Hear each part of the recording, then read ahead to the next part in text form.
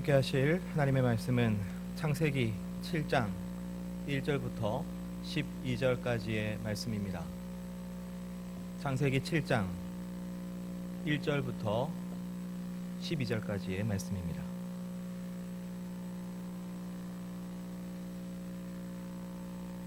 창세기 7장 1절부터 12절까지의 말씀 함께 교독하시겠습니다. 제가 먼저 읽습니다. 여호와께서 노아에게 이르시되 너와 내 온 집은 방주로 들어가라. 이 세대에서 내가 내 앞에 의로움을 내가 보았음이니라.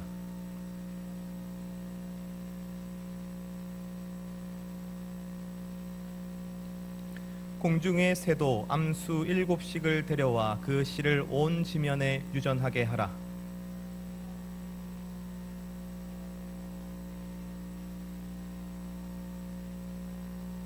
노아가 여호와께서 자기에게 명하신 대로 다 준행하였더라.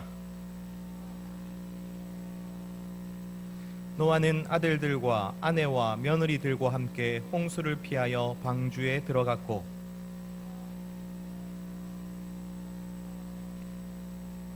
하나님이 노아에게 명하신 대로 암수 2씩 노아에게 나와 방주로 들어갔으며 노아가 600세 되던 해 둘째 달 곧 그 달 11의 날이라. 그날에 큰 기품의 샘들이 터지며 하늘의 창문들이 열려. 함께 읽겠습니다. 40주야를 비가 땅에 쏟아졌더라. 아멘. 지난주가 성령 강림 주일이었습니다. 우리는 부활주일부터 시작해서 성령 강림 주일에 이르기까지 성령에 대해서 함께 나누었습니다. 하지만 한편으로 우리는 계속해서 코로나 시리즈로 말씀을 듣고 있습니다. 코로나 시리즈 설교는 6월까지만 하도록 하겠습니다. 그리고 우리가 2월의 첫 주 한 번 하고 못한 것이 있죠. 하나님 나라의 리더 출애굽기 연속 강의를 7월부터 시작하겠습니다. 그래서 오늘은 15번째 코로나 시리즈입니다. 그런 의미에서 여러분 모두 마스크 쓰세요. 어서 숨 쉬는 것이 조금 불편할 수 있습니다. 알고 있습니다. 하지만 쓰십시오. 그리고 옆에 사람과 거리를 두십시오. 옆에 사람과 거리를 두라고 어서. 네, 좋습니다. 떨어지세요. 네, 좋습니다. 1m씩 여러분 간격을 유지해 주십시오. 여러분 빨리 코로나가 끝나서 우리가 다 얼굴과 얼굴을 맞대어 보는 날이 있기를 간절히 소원합니다. 하지만 저는 코로나 이전으로 단순히 돌아가는 것이 교회의 목적이 되어서는 안 된다고 생각합니다. 저는 이 코로나로 인하여 우리 신앙과 교회의 믿음이 더욱더 성장해야 한다고 믿습니다. 마치 바람에 부대끼며 그 뿌리가 더욱더 단단해지는 나무처럼 우리가 코로나를 우리에게 허락하신 하나님의 그 뜻을 구하고 그 뜻에 순종할 때에 우리의 신앙도 그렇게 자라갈 것이라고 믿습니다. 그러나 동시에 저는 솔직히 불안합니다. 바람이 우리를 강하게 하겠지요. 우리를 흔들어서 우리의 뿌리가 굳건하게 만들어 주겠지요. 그러나 너무나도 강한 바람이라서 우리의 뿌리가 뽑혀버리면 어떻게 하죠? 우리를 적당히 흔드시는 것이 아니라 우리가 서 있는 이 땅이 갈라지고 흔들려서 우리로 하여금 다시 일어설 수 없게 만들면 어떻게 합니까? 세상과 사회와 직장 가운데서 그리스도인들은 흔들리고 있습니다. 이제 어제도 한 교회에서 집단 감염이 일어났지요. 콜센터, 방문 판매, 요양병원, 택배, 한국 사회의 약한 고리들을 코로나가 파고들고 있습니다. 그리고 교회도 이 사회의 약한 고리 중에 하나인 것이죠. 이제 교회 다니는 이웃이 있다는 것이, 교회 다니는 동료가 있다는 것이 두렵고 불안한 세상에 우리는 살고 있는지도 모르겠습니다. 포스트 코로나로 주제로 하는 한 강연에서 그 강사가 이렇게 표현했습니다. 교회는 과연 구원의 방주입니까? 아니면 바이러스의 배양 접시입니까? 얼마나 무서운 표현입니까? 그러나 어쩌면 이것이 세상이 교회를 바라보는 관점인지도 모르겠습니다. 예전에는 가끔 교회가 욕을 먹어도 그래도 교회는 좋은 일을 하며 좋은 사람들이 모이는 좋은 곳이었습니다. 그러나 이제 사회가 교회에게 요구하는 것이 무엇입니까? 단 하나밖에 없습니다. 모이지만 말아달라. 너희가 모이면 위험하기 때문이다. 무엇 때문에 사회 전체를 위험하게 만드는 바이러스의 배양 접시가 되려 하느냐고 교회를 비난하죠. 그뿐만 아닙니다. 교회는 세상의 그 기세등등한 질문 앞에서 아무 말도 못하고 있습니다. 하나님이 살아계시면 어떻게 이러한 재앙을 가만히 두실 수 있는가? 그리고 이러한 재앙 가운데서도 하나님이 살아계시다면 이 교회가 구원의 방주라면 적어도 교회 다니는 너희는 안전해야 할 것이 아닌가? 방주 바깥에서 태풍이 아무리 몰아치고 검은 물이 흉룡해도 방주 안은 보호받아야 하는 것이 아닌가? 그런데 도리어 교회가 전염의 시작이 되고 있다.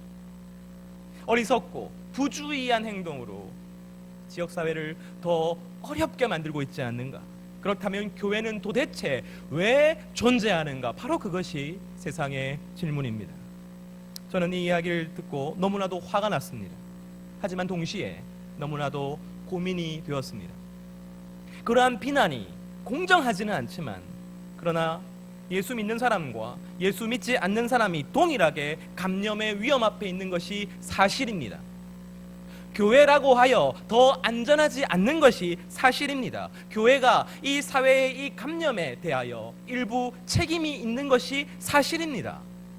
그렇다면 살아계신 하나님은, 우리의 왕이 되시고 주인이 되시고 교회의 머리 되신 하나님은 무엇을 하고 계신다는 말입니까? 하나님은 참새가 공중에서 떨어지는 것도 당신의 허락 없이는 되지 않는다고 단언하셨습니다. 그렇다면 세상 사람들은 몰라도 하나님의 백성들은 이 위험에서 보호하여 주셔야 될 것이 아닙니까? 방주 밖에 있는 사람은 몰라도 방주 안에 있는 우리는 보호해 주셔야 옳은 것이 아닙니까? 그러나 실제로는 그렇지 않지요. 성도 또한 세상 사람들과 똑같이 이 위험 앞에 있습니다. 그 어디에도 전지전능한 하나님께서 방주 안에 있는 성도를 특별히 귀하게 여기시고 특별히 보호하시고 특별히 보존하신다는 증거는 찾아볼 수 없습니다.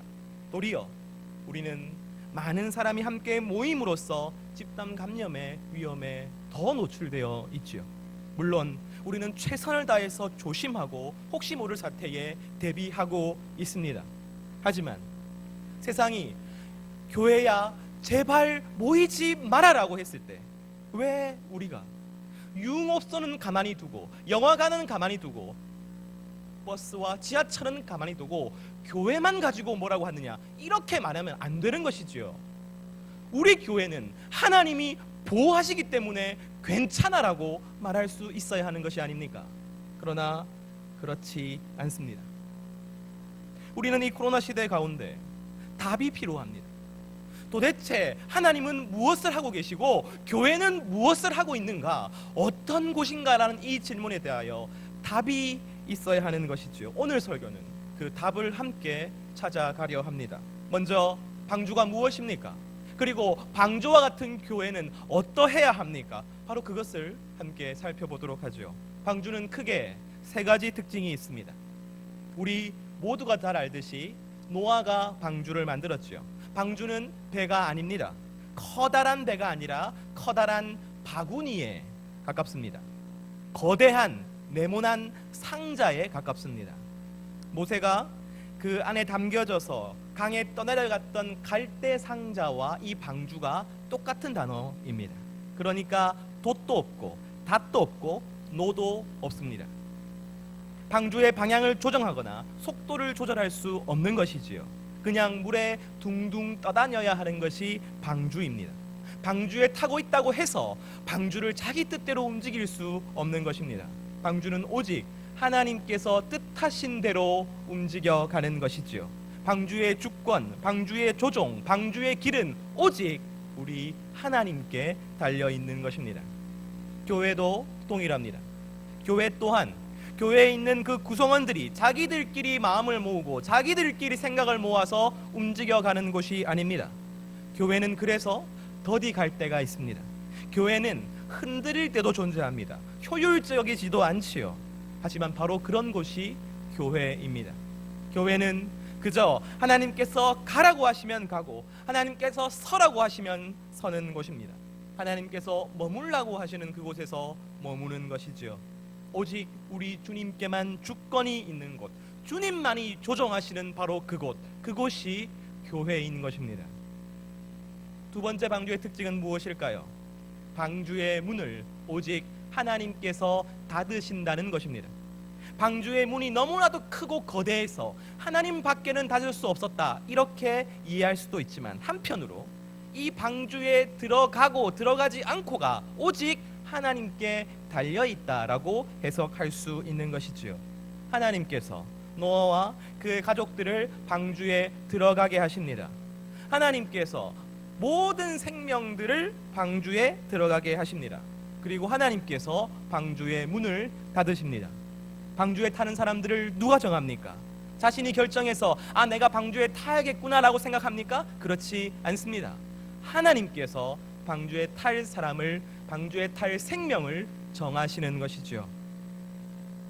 교회도 마찬가지입니다. 교회는 하나님이 세우십니다. 그리고 하나님께서 그 교회에 함께할 사람들을 부르시는 것이지요. 하나님께서 예수를 믿게 하시는 것이죠. 하나님께서 교회로 모이게 하시는 것입니다. 그리고 구원의 문을 열고 구원의 문을 닫는 것도 오직 우리 하나님께 달려있는 것입니다. 하나님께서 허락하시지 않으면 그 누구도 구원받을 수 없습니다. 세 번째 방주의 특징은 안팎으로 역청을 칠한다는 것입니다. 방수 효과를 위해서이죠. 그런데 이 역청이란 단어가 재밌습니다. 히브리어로 이 역청이란 단어는 속량이라는 단어입니다. 어렵죠? 속량이 뭐냐면 제값을 주고 노예를 해방시키는 것을 의미합니다. 제값을 주고 종을 해방시키는 것을 의미합니다. 이 단어가 어디에 쓰이냐면 구약의 희생제물에 쓰였습니다.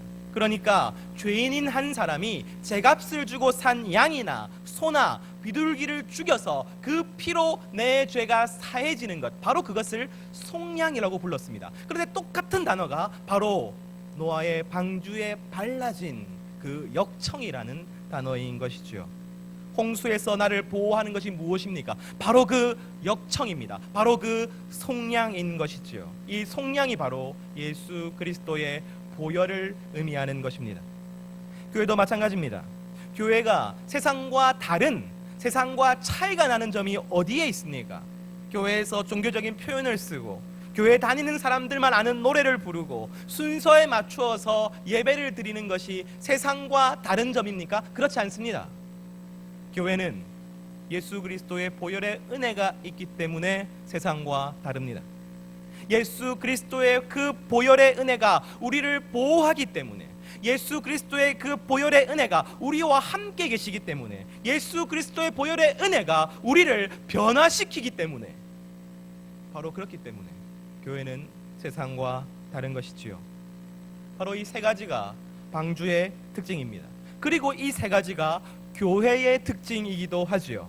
여러분, 그렇다면 오늘 우리가 지금 있는 이 교회는, 코로나19 가운데 존재하는 이 교회는 방주와 같이 기능하고 있습니까? 코로나19는 마치 홍수처럼 온 세상을 덮고 있습니다. 아무리 안전하게 댐을 높이 쌓아도 어디선가 물이 새고 어디선가 모든 것이 물에 잠기고 말지요. 말 그대로 전 세계가 코로나19로 잠겨버렸습니다.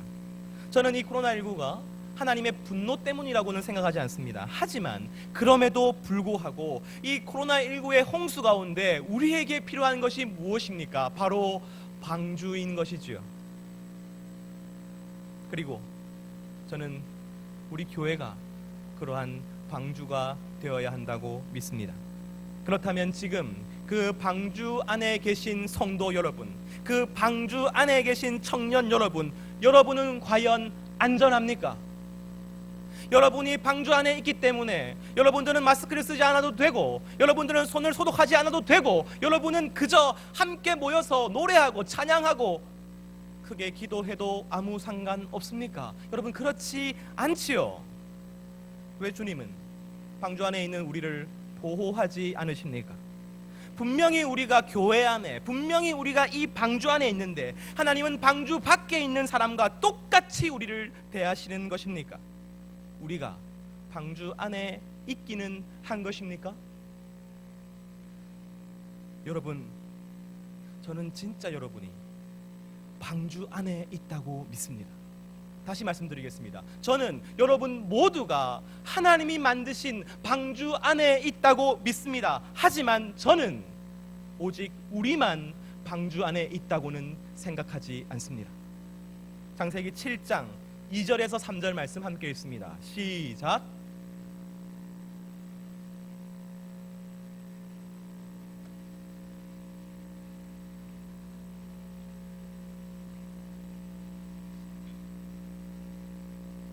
홍수로 망해야 하는 세상에 오직 희망은 방주뿐입니다. 그런데 여러분, 방주에 누가 들어갑니까? 여러분, 방주에 무엇이 들어갑니까? 모든 정결한 짐승이 들어가지요. 그러나 그뿐만이 아니었습니다. 모든 부정한 짐승도 그 안에 들어갑니다. 그 부정한 짐승이 방주 안에서 정결한 짐승으로 바뀌어지는 것이 아닙니다.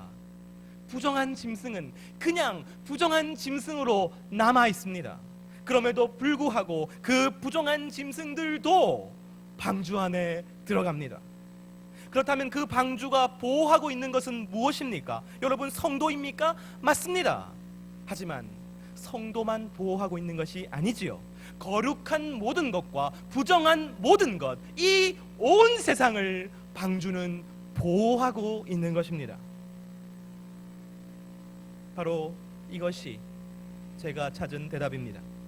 사랑하는 청년 여러분, 교회는 방주와 같습니다. 그러나 그 교회는 단지 예수 잘 믿는 사람, 거룩하고 착하고 정결하고 그러한 신자만을 보호하는 곳이 아니라 정결한 모든 것과 부정한 모든 것, 온 세상을 그 안에 품고 보호하고 보존해야 하는 것이 바로 교회인 것이지요. 이 땅과 이 하늘과 그 안에 모든 생명들을 보호하는 곳이 바로 교회가 되어야 하는 것입니다. 그러므로 우리는 예수 믿지 않는 세상과 예수 믿지 않는 사람들과 완전히 분리되어서 방주 안에 있는 것이 아닙니다. 우리는 예수 믿지 않는 세상과 함께 방주 안에 있는 것입니다. 그러므로 예수 너무나도 잘 믿어도 코로나 걸릴 수 있는 것이지요. 그 이유가 무엇입니까? 우리가 같이 방주 안에 있으니까요. 세상은 방주 밖에 있고 성도는 방주 안에 있는 것이 아닙니다. 우리가 잘 아는 요한복음 3장 16절이 무엇이라고 증거합니까? 하나님이 세상을 이처럼 사랑하사. 여러분, 그렇습니다. 하나님은 세상을 이처럼 사랑하십니다. 세상을 이처럼 사랑하셔서 그 때가 이르기 전에는, 종말의 때가 이르기 전에는 이 세상이 멸망치 않기를 원하십니다. 하나님은 구원받은 자만의 하나님이 아니라 이 온 천하 만물의 하나님이 되시는 것이지요. 하나님께서 이 코로나19를 이 땅에 허락하신 이유에 대해서 저는 도무지 알지 못하겠습니다. 그 하나님의 뜻과 계획에 대하여 저는 지금도 치열하게 고민하고 묻고 기도하고 있습니다. 하지만 하나님께서 코로나19로 인하여 고통받고 있는 이 세상을 향하여 어떤 마음을 품으실지는 저는 알겠습니다. 그분은 슬퍼하실 것입니다. 예수 잘 믿는 여러분과 같은 성도의 눈물과 성도의 슬픈 마음을 아파하시는 것이 아니라 코로나19라는 이 전대미문의 재난 앞에서 고통받는 모든 이들의 눈물을 슬퍼하시고 계실 것입니다. 아픔을 겪고 있는 모든 생명들 앞에서 슬퍼하실 것입니다. 그렇습니다. 그리고 저는 우리도 그리해야 한다고 믿습니다. 왜냐하면 우리도 한 방주에 탔기 때문입니다. 사랑하는 청년 여러분, 우리는 세상 사람들과 한 방주에 탔습니다. 그러므로 세상 사람들이 코로나에 걸리면 우리도 걸리는 것입니다. 그들이 고통과 슬픔과 아픔을 느끼면 우리도 고통과 슬픔과 아픔을 느끼는 것입니다. 그것을 안 느끼면 여러분 우리가 비정상인 것입니다. 다시 말씀드립니다. 우리 모두는 한 방주에 탔습니다. 예수 믿는 여러분과 예수 믿지 않는 여러분의 가족과 여러분의 친구와 여러분의 동료는 여러분 한 방주에 탔습니다. 그렇기 때문에 그들의 고민이 나의 고민이 되어야 합니다. 그들의 문제가 나의 문제가 되어야 합니다. 그들의 고통이 나의 고통이 되어야만 합니다. 그래야 이웃을 사랑할 수 있게 되는 것이 아니겠습니까? 하나님께서 이웃을 내 몸같이 사랑할 수 있게 하시는 방법이 무엇입니까? 여러분 한 방주에 태우시는 것입니다. 그래서 이웃의 고난이 내 고난이 되게 하시는 것이죠. 이웃의 아픔이 내 아픔이 되게 하시는 것이죠. 이웃의 문제가 내 문제가 되게 하시는 것입니다. 비로소 그때야 우리는 한 방주에 탄 사람으로서 그들을 이해하게 되는 것이지요. 공감하게 되는 것이지요. 사랑하게 되는 것입니다. 여러분 하나님이 우리를 세상과 한 방주에 타게 하셨습니다. 바로 여기서 우리는 다시 질문할 수밖에 없습니다. 도대체 하나님, 그러면 예수 믿는 유익이 무엇입니까? 하나님을 믿는 사람과 하나님을 믿지 않는 사람들의 차이가 무엇입니까? 특별히 코로나19 가운데서 예수 믿는 사람과 예수 믿지 않는 사람들의 차이가 나야 할 것이 아닙니까? 저들은 영광의 하나님, 이 천하 만물의 주인 되신 하나님을 모르는데 그것을 아는 우리는 무엇인가 달라야 하지 않겠습니까? 여러분 맞습니다. 그리고 하나님도 그 차이를 원하십니다. 하나님도 우리가 세상과 다르기를 원하십니다. 우리가 왜 하나님 방주 안에 있는 교회 안에 있는 성도를 보호해 주지 않으십니까? 왜 방주 안에 있는 내게 이러한 일이 일어나게 하십니까? 라고 불만을 표하는 이유가 무엇입니까? 그것은 여러분 내가 방주의 승객이라고 생각해서입니다. 내가 그냥 방주에 실려 있다고 생각해서입니다. 그러나 우리는 단순히 방주의 승객이 아닙니다. 우리가 앞서 방주의 세 가지 특징을 함께 살펴보았죠. 바로 이것은 방주의 특징이기도 하지만 교회의 특징이기도 하였습니다. 여러분 그러나 잘 보십시오. 이것은 교회의 특징이기도 하지만 성도의 특징이기도 하지요. 여러분 나의 주권이 누구에게 있습니까? 하나님께 있습니다. 나의 구원을 누가 결정하셨습니까? 하나님이 하셨습니다. 그리고 내가 구원받은 이유가 어디에 있습니까? 내가 보호받는 이유가 어디에 있습니까? 오직 예수의 보혈의 은혜에 있지요. 여러분 그렇다면 바로 내가 방주입니다. 세상과 똑같은 고통과 세상과 똑같은 힘듦과 세상과 똑같은 고난을 내가 겪는 이유는 나와 그들이 단순히 한 방주에 있기 때문이 아니라 내가 그들의 방주이기 때문입니다. 성도는 내가 품은 생명을 위하여 온갖 파도와 바람과 물결을 방주로서 받아내야 하는 존재인 것이지요. 우리 안에 거룩한 모든 것과 부정한 모든 것이 보호받아야 하는 것입니다. 내가 세상의 방주입니다. 우리의 믿지 않는 가족과 우리의 이웃과 우리의 동료와 우리의 친구, 때로는 나를 아프게 하고 괴롭게 하고 힘들게 하는 그들마저도 우리는 한 방주에 그냥 실려있는 승객이 아니라 내가 예수를 믿는다는 그 이유만으로 그들의 방주가 된 것입니다. 이 사회와 이 국가와 그리고 세계와 모든 자연과 생명들까지도 우리가 바로 그것을 품고 보호하고 보존해야 하는 방주인 것이지요. 그렇다면 여러분, 성도와 세상과 똑같이 위험 앞에 있다는 것은 하나님이 살아계시지 않는다는 증거가 아니지요. 하나님이 세상을 이처럼 사랑하신다는 증거인 것입니다. 그의 그 아들을 죽이기까지 하신 그 사랑하시는 교회 안에 세상을 두셨다는 의미이기 때문이지요. 성도가 세상과 똑같은 불안과 고통과 두려움 가운데 있다는 것은 하나님이 살아계시지 않는다는 증거가 아니라 그 불안과 두려움 가운데 있는 세상을 향해서 우리 교회가, 우리 성도가 방주로서 무엇을 해야 할지를 묻고 계시는 것입니다. 마가복음 16장 15절 말씀 함께 읽습니다. 시작.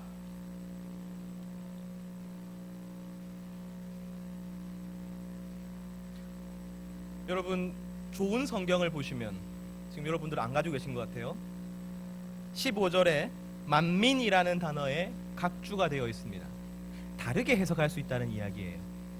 그리고 맨 밑에 그 각주가 적혀 있을 것입니다. 뭐라고 적혀 있습니까? 온 창조 세계에 라고 적혀져 있습니다.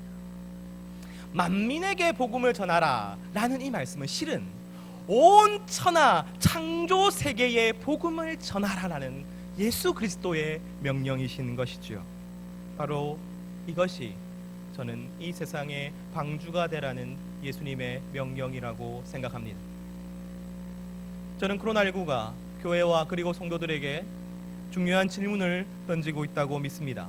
우리 청년 공동체는 방주입니까? 여러분 한 사람 한 사람은 방주입니까? 나와 내 가족만을 위한 신앙, 내 평안과 내 미래만을 위한 신앙, 우리 교회와 우리 공동체만을 위한 신앙에 머물러 있다면 여러분 그것은 방주가 아닙니다. 우리의 방주에는 누가 보호받고 있습니까? 여러분의 방주에는 누가 쉼을 얻고 평안을 얻으며 보존되어지고 있습니까? 우리의 방주됨에 이 세상의 평안이 달렸습니다. 우리의 방주됨에 이 세상의 회복이 달렸습니다. 하나님께서 왜 교회에 코로나19를 허락하셨을까요? 혹시 이제야 방주의 역할을 한번 제대로 해보라고 그러시는 것은 아닙니까? 한 성도가 이 세상을 위해서 간구하고 헌신하고 변화할 때에, 한 성도가 이웃의 고통 앞에 엎드려 기도하고 세상의 고통이 마치 나의 고통인 것처럼 하나님 앞에 엎드려 기도할 때에, 여러분 바로 그것이 하나님께서 원하시는 방주의 삶인 것이죠. 이 코로나19 앞에 교회는 어떠한 모습이 되어야 합니까? 자신의 건강과 자신의 안전에 모두가 다 전전긍긍할 때에 내가 아닌 타인의 안녕과 타인의 회복을 위해서 방주가 되어주는 모습이 바로 교회의 모습이 되어야 하지 않겠습니까? 소외되고 혐오받고 차별받는, 특별히 이 코로나 시대에 더욱더 힘든 연약한 자들, 힘든 자들을 향하여 교회가 어떤 메시지를 바라고 어떤 도움의 손길을 내밀어야 하겠습니까? 바로 그것이 우리의 고민이 되어야 하는 것이지요. 여러분 우리나라가 이 코로나의 그 광풍 가운데, 이 홍수 가운데 그나마 안전하지요. 여러분 한 번이라도 고민해 보신 적 있습니까? 왜 우리나라만 안전할까? 이것이 대통령과 의료진과 그리고 이 나라 체계의 유익이며 결과입니까? 그럴 수 있죠. 하지만 저는 대한민국이 이 세계의 방주가 되라는 하나님의 뜻은 아닌가라고 고민합니다. 하루에도 수만 명씩 확진이 되고 있습니다. 남미와 아랍에서는 그 통계조차 잡히지 않습니다. 이 사람이 코로나 때문에 죽는지 다른 것 때문에 죽는지 알 수도 없는 상황입니다. 가난한 사람들, 약한 사람들에게 더 잔인한 이 코로나가 이제 가난한 나라, 약한 나라로 향하고 있습니다. 여러분 누가 그들을 위해 기도해야 합니까? 누가 그들을 위하여 방주의 역할을 해야 하겠습니까? 대한민국이 아닐까요? 한국 교회가 아닐까요? 바로 여러분들은 아닙니까? 순장님들께 숙제를 드리겠습니다. 미리 말씀 못 드려서 죄송합니다. 모든 순장님들께 말씀드립니다. 이 코로나19로 고통받는 누군가를 위해 기도하십시오. 누구를 위해 기도할지를 정하십시오. 다만 나와 상관없는 사람들, 나와 멀리 떨어진 사람들을 정하십시오. 어떤 나라, 어떤 민족, 아니 사람이 아니어도 좋습니다. 나와 상관없는 누군가를 위해 여러분 기도할 수 있어야 합니다. 여러분들은 어느 정도 크기의 방주입니까? 여러분 민족을 품는 방주가 되기를 소원합니다. 나라를 품는 방주가 되기를 소원합니다.